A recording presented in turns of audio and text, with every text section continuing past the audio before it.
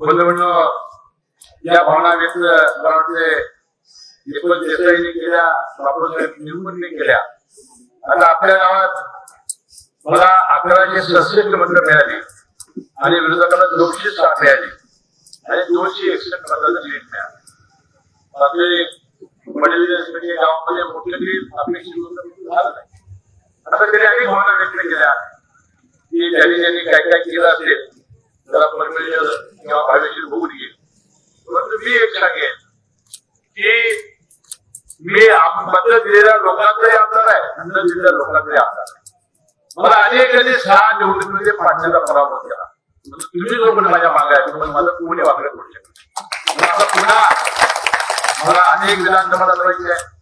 परंतु पुढच्या वेळेस काय होणार आहे याचा पत्ता नाही का, तर महिलांचा आरक्षण येतात त्या मतदार बदलणार आहे.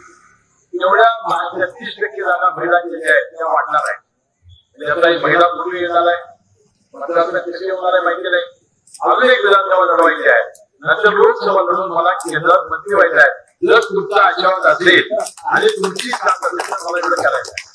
त्यामुळं मला वाटते की आपण सगळ्यांनी मला साथ द्यावी. आज विरोधकांच्यावर बोलण्याचा दिवस नाही. त्याचा विरोधक पराभूत झाले आहेत त्याच्याबद्दल फार मी बोलणार नाही. म्हणजे दीपक देसाईने म्हणजे गावामध्ये आपली सरकारने यावं त्याचे चुलबंद कार्यक्रम निवडून ठेवले आपल्याला. त्याचा मला पूर्ण आभारी आहे. मी त्याला म्हणून एवढे लोक एकदम केली म्हणजे मी सगळी व्यवस्था केलेली आहे.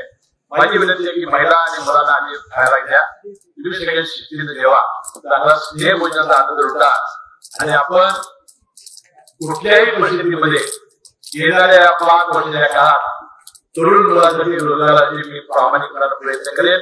एखादा या ठिकाणी कसा कारखाना काढता येईल, त्या मुलांना आपल्याला काम कसं देता येईल याचाही मी प्रामाणिकपणाचा प्रयत्न करेन.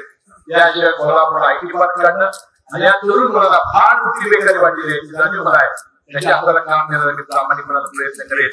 एवढीच अपेक्षा विनंती मी या निमित्ताने व्यक्त करतो. आणि एका चांगल्या कार्यक्रमाला गेले संधी तुम्ही सगळ्या सहकार्य दिले. मनापासून आपण सर्वांनी माझा सत्कार केला. मनपूर्वक आपल्या सर्वांचे आभार म्हणून मी आपले हृदय घेतो. जय जय महाराज.